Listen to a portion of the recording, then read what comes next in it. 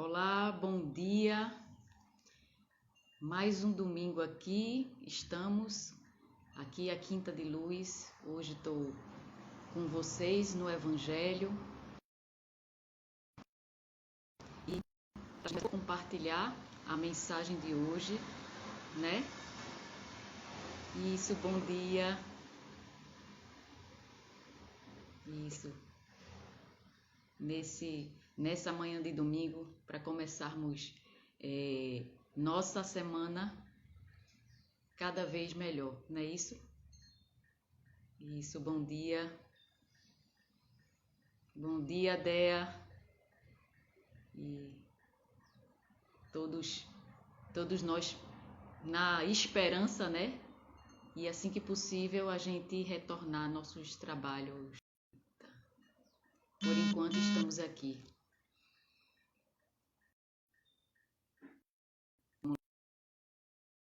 Vamos lá. Bom dia. Isso.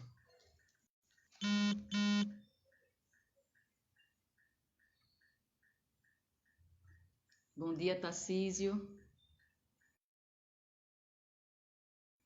Eu vou começar agora trazendo uma reflexãozinha para a gente sobre os nossos sentimentos, tá? E o que os sentimentos nos trazem, não é isso? Os sentimentos não expressados, tá? Vou falar um pouquinho, mas tá travando um pouquinho, eu acredito, mas acredito que vai fluir melhor o vídeo, tá bom? A nossa gravação. Vamos lá. Bem, os sentimentos, né, que a gente não expressa, né, acho que muita gente se percebe como é que eles refletem em isso.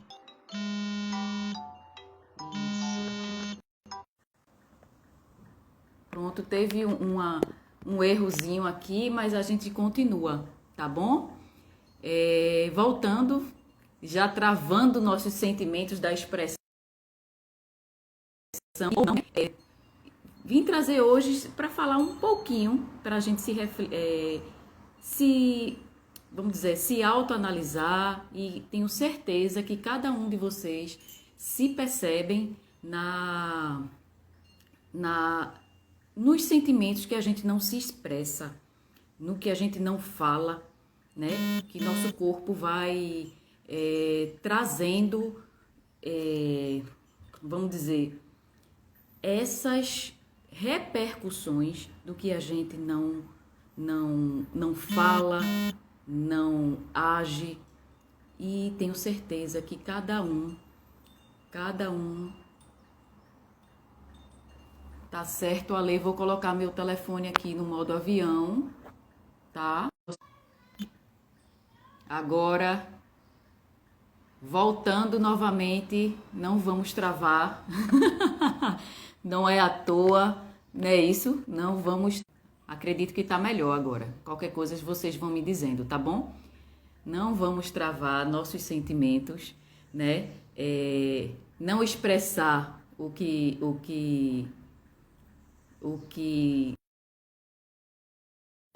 a gente não quer deixar guardado, né? Nós nascemos para conviver com outras pessoas, com outros seres humanos e ter relações a cada dia melhor, não é isso?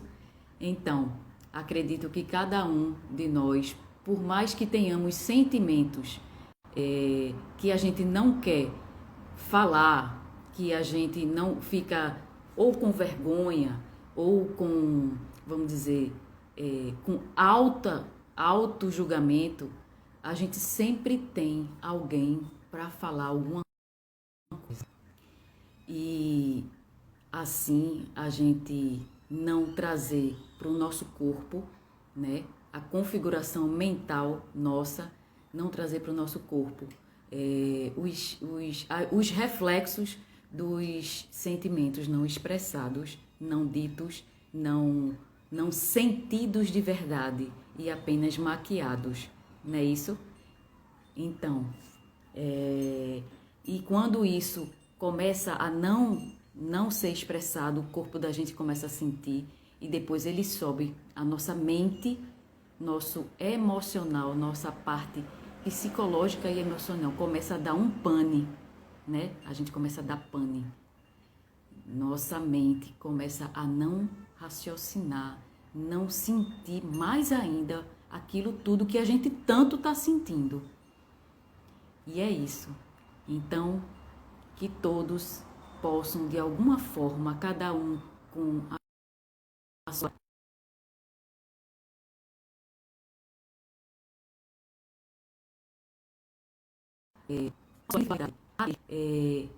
a se dar um momento de conversar com um amigo, com um parente, seja lá com quem for, e poder expressarmos os sentimentos.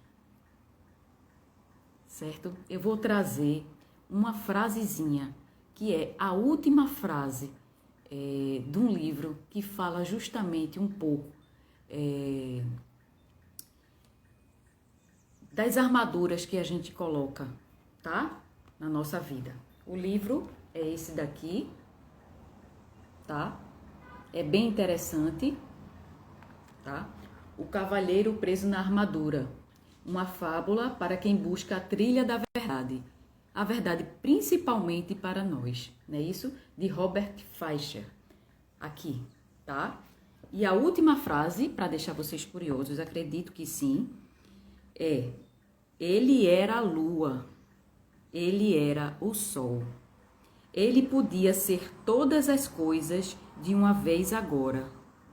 E muito mais. Porque ele era um com o universo. Ele era amor. E aí vem o começo.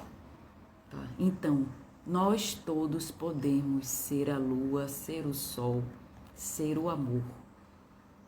Tá bom? Acho que acredito agora. Vamos nos organizar para começar nosso evangelho com essa prévia, né, para nossa reflexão, tá? E vamos ver como fica a organização da nossa mesa, tá bom? A gente, a princípio, traz uma cuba, pode ser de vidro ou de louça de preferência, e a gente coloca água da torneira para poder fazer a limpeza do nosso lar. Durante o evangelho, que aí a gente vai pedir para os nossos amigos, guias, protetores espirituais que se fazem presente na nossa casa para fazer a limpeza, tá bom? Vai se utilizar essa água. Em seguida, a gente coloca a aguinha para fluidificar, de preferência individual, que é o indicado, né? E tampado, né? Eu gosto sempre de usar vidro também, né? É fácil acesso, a gente tem um copinho de vidro pequenininho que a gente pode estar utilizando para fazer nosso evangelho, tá bom? Então, vamos lá começar. Vamos iniciar, tá bom? Vamos lá todos se tranquilizando e vamos começar com o Pai Nosso, pedindo aos nossos amigos, trabalhadores da Quinta de Luz, para que possam nos auxiliar no dia de hoje. Pai nosso que estás nos céus, santificado seja o vosso nome. Venha a nós o vosso reino, seja feita a tua vontade, assim na terra como nos céus. Que o pão nosso de cada dia nos dai hoje e sempre. Perdoa as nossas dívidas, assim como nós perdoamos aquele que nos tem ofendido. E não os deixeis cair em tentação, mas livra-nos de todos os males, pois tu é o reino, o poder e a glória para todo sempre. Vamos nos harmonizar com o nosso guia, nosso protetor espiritual, assentando esse momento na gente. Santo anjo do Senhor, nosso zeloso guardador, que Deus em ti nos confiou e nos confia a piedade divina, sempre nos rege, nos guarda, nos protege, nos ilumina, hoje e sempre, graças a Deus. Bem, agora eu vou abrir nosso evangelho aleatoriamente e ver a mensagem que tem pra gente hoje. Vamos lá. Desprendimento dos bens terrenos. Capítulo 15. Não se pode servir a Deus e a Mamon. Venho, meus irmãos, meus amigos, trazer o meu óbolo para vos ajudar a marchar corajosamente no caminho do aprimoramento em que entrastes. É o convite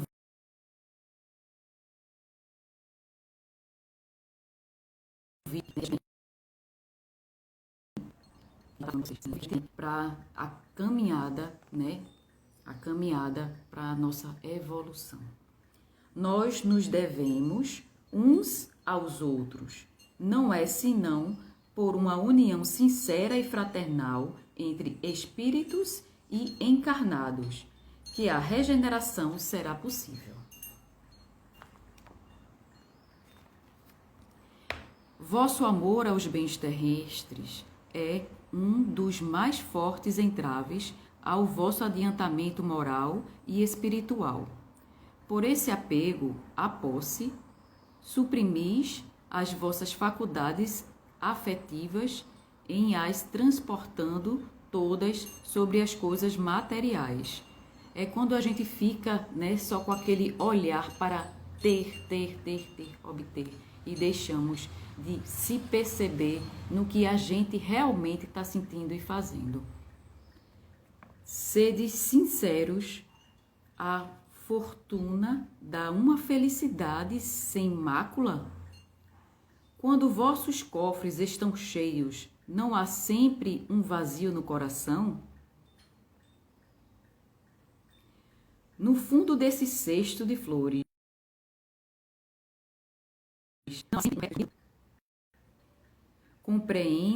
compreendo que o homem que por um trabalho assíduo e honrado ganhou a fortuna. Experimente uma satisfação de resto bem justa, mas dessa satisfação muito natural e que Deus aprova, que absorve todos os outros sentimentos e para há distância, tanta distância quanto da avareza sórdida à prodigalidade exagerada, dois vícios entre os quais colocou Deus a caridade, santa e salutar virtude, que ensina ao rico a dar sem ostentação, para que o pobre receba sem baixeza, né? São as nossas doações, aquela que só nos favorece. No fundo, a verdadeira doação é aquela que nos favorece, é aquela que a gente dá de coração, sem precisar ter que estar mostrando nada para ninguém, e sim vivenciando o que a gente está fazendo para o nosso bem e para o bem com o próximo. Que a vossa fortuna venha de vossa família, ou que a ganhaste pelo vosso trabalho. Há uma coisa que não deveis jamais esquecer, é que tudo vem de Deus e retorna a Deus. Nada vos pertence sobre a terra, nem mesmo o vosso pobre corpo. A morte dele vos despoja, como de todos os bens materiais. Sois depositários e não proprietários disso. Não vos enganeis. Deus vos emprestou, deveis retribuir, e que o supérfluo, pelo menos, reverta para aqueles que não têm o necessário. Um dos vossos amigos vos empresta uma soma. Por pouco que sejais honestos, tereis o escrúpulo de pagá-la e lhe ficareis agradecido. Pois bem, eis a posição de todo homem rico. Deus é o amigo celeste que lhe emprestou a riqueza. Não pode para ele senão o amor e o reconhecimento, mas exige que o seu turno o rico tenha os pobres, que são seus filhos tanto quanto eles. E aí, né? E isso se reflete, eu trago também essa reflexão, tanto para os bens materiais, quanto para o auxílio que muitos podem dar num abraço possível, numa conversa, num ouvido, né, para escutar o que aquele está precisando, né? Eu estendo ainda para essas, vamos dizer, vamos chamar auxílio, caridade, compaixão, né? Que o material, muitas vezes necessário, que o nosso mundo ainda precisa muito, muita gente tem necessidade, muita tem praticamente nada, só a si. Muita gente tem só a si, com necessidades inúmeras, sem ter o que comer e uma água mineral para tomar. Vamos lá, com a nossa leitura. O bem que Deus vos confiou excita em vossos corações uma ardente e louca cobiça, haveis refletido quando vos apegais imoderadamente a uma fortuna perecível e passageira como vós, que um dia virá em que devereis prestar contas ao Senhor do que vem dele. Do que vem dele é uma pergunta. Esqueceis que pela riqueza estáis revestidos do caráter sagrado de ministros da caridade na terra, para dela serdes os dispensadores inteligentes? Outra pergunta. Que sois, pois, quando usais um vosso único proveito desse esquecimento voluntário de vossos deveres? Outra pergunta. A morte inflexível, inexorável, vem rasgar o véu sob o qual nos esteis e vos força a prestar contas que vos ajudará e que, nesse momento, revestece para vós com a toga de juiz, né? O que é que a gente vai falar, né? Juiz, dessa questão do julgamento, né? Para com o próximo e para com nós mesmos. Outra reflexão. Continuando aqui a leitura. É em vão que na terra procurareis vos iludir, colorindo com o nome de virtude o que frequentemente não é senão egoísmo, que chamais economia e previdência, o que não é senão cupidez e avareza, ou generosidade, o que não é senão prodigalidade em vosso proveito. Um pai de família, por exemplo, se obsterá de fazer a caridade, economizará, amontoará ouro sobre ouro, e isso diz ele, para deixar aos seus filhos o máximo de bens possível e evitar-lhes cair na miséria. É muito justo e paternal, convenho, e não se pode censurá-lo por isso. Mas está aí sempre o único móvel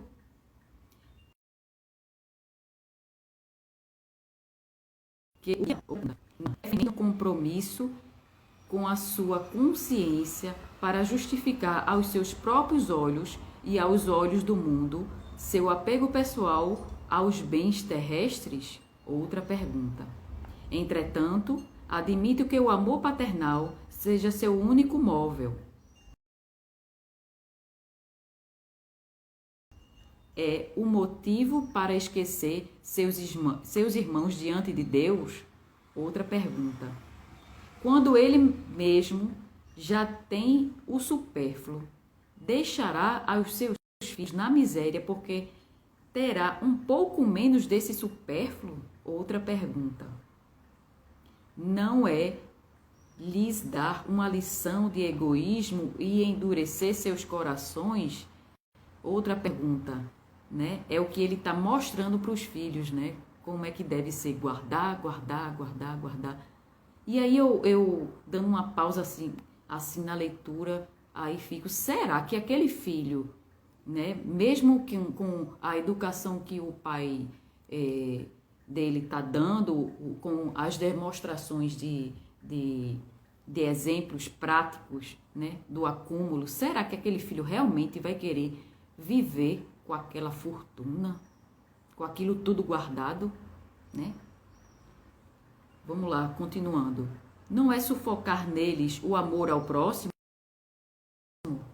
Pais e mães, estais em grande erro se credes com isso aumentar a afeição de vossos filhos por vós, em lhes ensinando a ser egoístas para com os outros, os ensinais a sê-lo para convosco mesmos. Tá ok o som aí?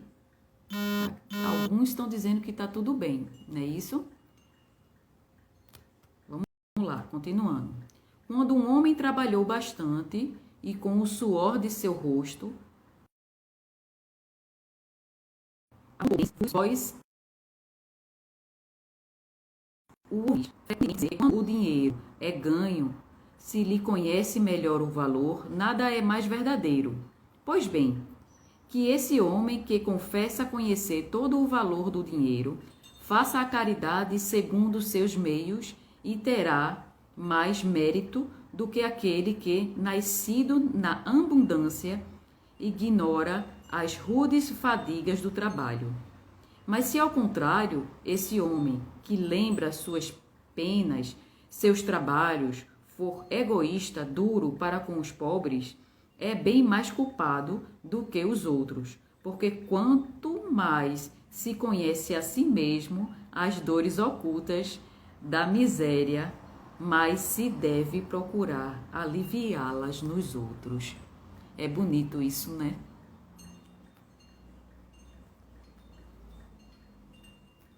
Vamos lá.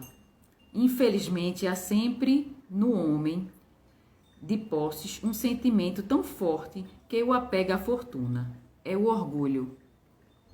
Não é raro ver-se o felizardo atordoar o infeliz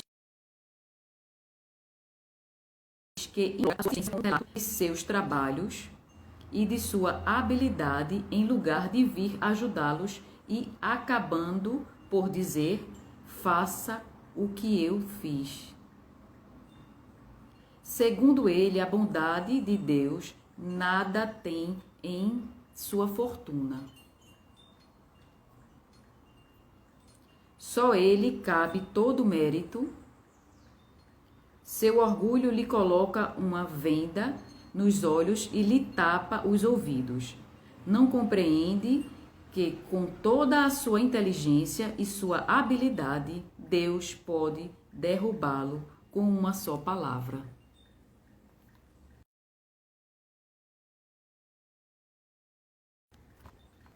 Esse trecho, né, que a gente abriu aqui, desprendimento dos bens terrenos, é um pouco extenso, tá?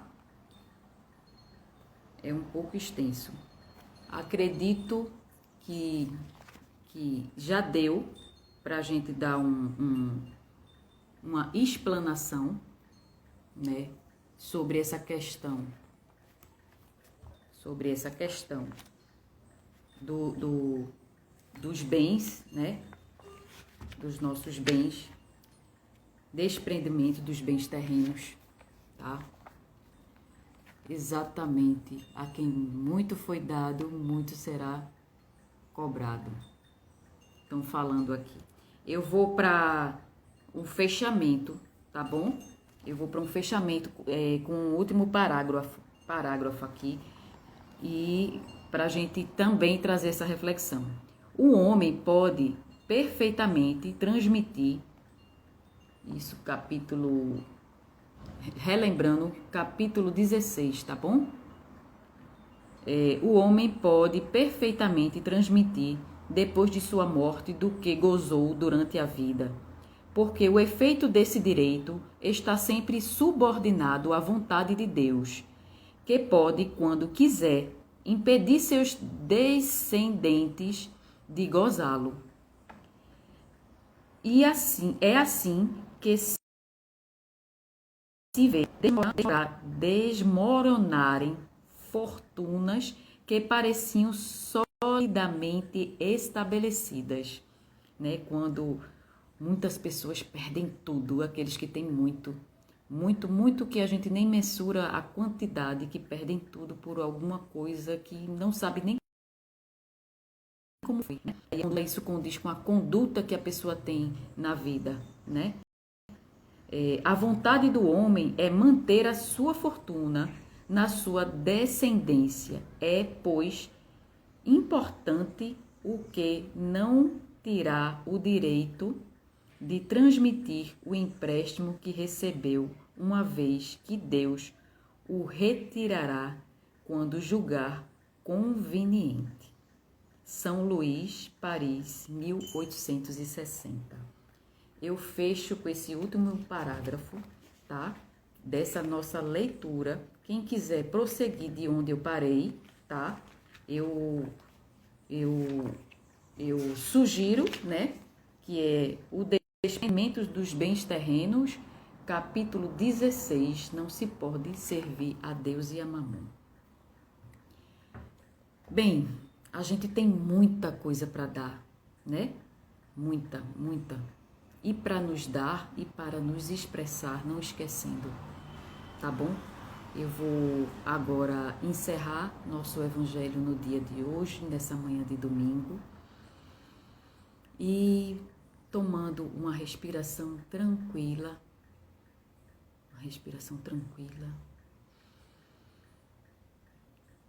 conectando com nossos anjos, de nossos lares, o amparo da limpeza, que o raio de circunferência atinja os lares vizinhos, que nossas águas sejam fluidificadas nas nossas necessidades e que possamos, para todos que venham a nós, para todos que nos tocam, a melhor parte que temos. E assim surtir um efeito onde, de gota em gota, possamos povoar um campo de amor ao próximo, de caridade, de compaixão e de vibração no bem e no bom, harmonizando com o nosso anjo guardião, Santo Anjo do Senhor, nosso zeloso guardador. Se Deus a ti nos confiou e nos confia a piedade divina, sempre nos rege, nos guarda, nos protege, nos ilumina, hoje e sempre. Nossa Mãe Maria, vamos finalizar com a oração dela. Ave Maria, cheia de graça, o Senhor é convosco, bendita sois vós entre as mulheres, bendito é o fruto do vosso ventre, Jesus. Santa Maria, Mãe de Jesus, rogai por nós, filhos vossos, agora e na hora de nosso desenlace, que assim seja. E assim encerramos, estamos todos, né, agradecidos. Vamos tomar nossa aguinha, tá bom? individual.